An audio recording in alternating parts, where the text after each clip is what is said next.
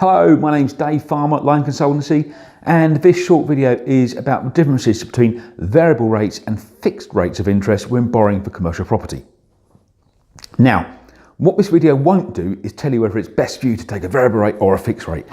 I'm also not going to tell you what's going to happen to interest rates in the future, because, well, I don't know.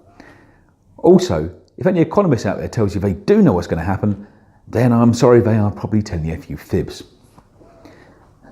So why do I bring it up? Well, I bring it up because if you're going to take a fixed or a variable rate, it actually affects more than just your cost. A variable rate, it leaves you open to movements in base rate or LIBOR. Fixed rate fixes your costs. But actually, the differences go much deeper than that. And it can, when borrowing for property, impact on how much you can borrow. Let me explain why. What a lender does is they look at how much income you're generating from a certain property, and they will look at the interest rate you're paying on your loan.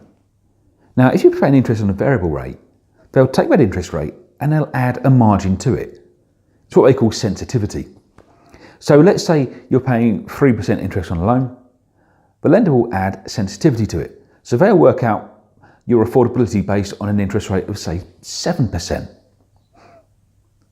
So actually, on that basis, they'll judge how much you can borrow based on a 7% interest rate, even though you're only paying 3%.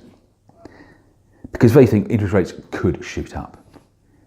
If you're to borrow on a fixed rate of, say, 4%, they don't add that sensitivity to it.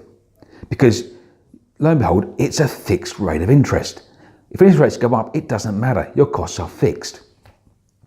So they work out your affordability based on the fixed rate. And say it's a fixed rate of 4%. They're then judging your affordability to repay the loan based on that 4% rate. So actually, because the sensitivity comes out of the equation, it leaves you open to borrow more money.